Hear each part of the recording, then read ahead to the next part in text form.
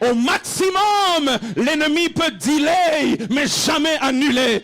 Au maximum, ça peut être retardé, mais jamais annulé. Il n'y aura pas d'annulation. Il n'y aura pas d'annulation.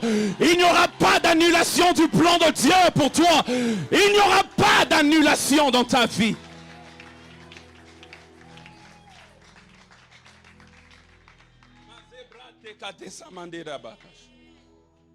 Il me reste 5 minutes, je vais dire rapidement les deux choses, ou peut-être l'une d'elles.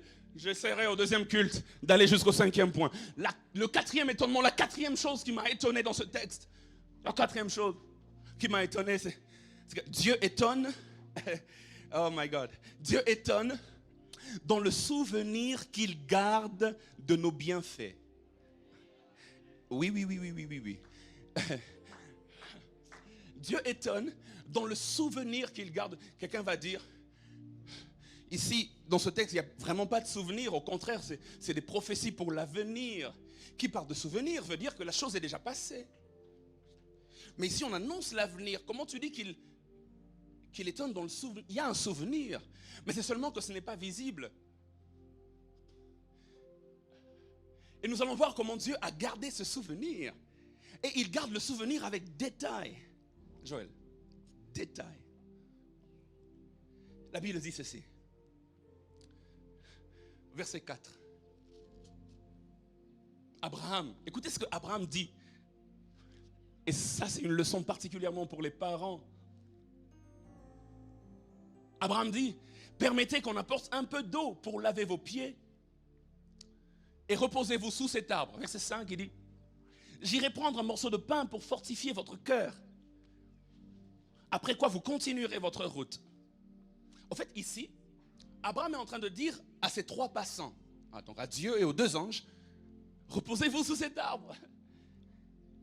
Il dit, reposez-vous. Il dit, je vais prendre 2 choses. Et il dit, 1, on va vous apporter de l'eau. N'oubliez pas qu'ils étaient sous la chaleur du jour, il faisait chaud. On va vous apporter de l'eau pour vous rafraîchir et même vous laver les pieds.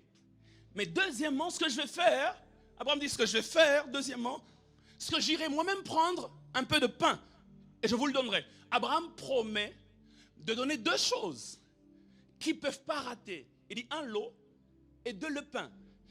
Et Dieu, qui se souvient des souvenirs, qui n'oublie pas les bienfaits, excusez-moi la tautologie, Dieu a enregistré cela dans sa mémoire. De telle sorte que lorsque, pas Abraham, mais les enfants d'Abraham se sont retrouvés dans la même situation que Dieu dans ce texte, c'est-à-dire sous la chaleur du jour, parce qu'il faut dire que lorsqu'ils étaient dans le désert et qu'ils allaient vers la terre promise, il y avait une telle chaleur que c'était insupportable. Dieu pouvait refuser de tout leur donner, sauf 2 choses. Premièrement, ils avaient toujours l'eau à leur disposition. Et deuxièmement, le pain ne manquait pas. Mais ce que j'aime en fait, c'est que Abraham n'a pas fait que ça. Il a pris l'eau, il a pris le pain, mais il a pris au-delà de ça. Il a pris de la viande et tout. C'est pourquoi Dieu a ajouté dans le désert même la caille, la viande qui est tombée du ciel. Mais encore plus grave, c'est que non seulement Dieu se souvient, mais il se souvient avec détail. La Bible déclare, Abraham dit, permettez qu'on vous apporte. Qui va apporter?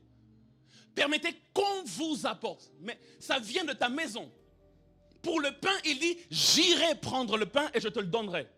Mais pour l'eau, il dit, permettez qu'on vous apporte. Dans le contexte, il semble que c'est son serviteur qui était allé prendre de l'eau et venir apporter à ces hommes. C'est pourquoi il dit qu'on vous apporte.